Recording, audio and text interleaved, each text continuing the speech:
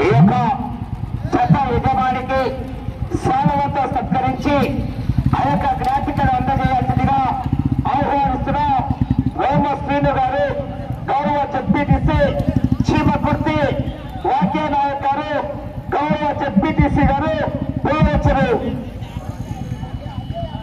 అడవి శ్రీనివాసులు గారు, గౌరవ జెడ్పీటీసీ సంత మాగులూరు గారిని సభ మూలకంగా ఆహ్వానిస్తున్నాం. ఈ యొక్క జత యజమానికి శాలువతో సత్కరించి ఆ యొక్క జ్ఞాపిక అందజేయాల్సిందిగా ఆహ్వానిస్తున్నాం.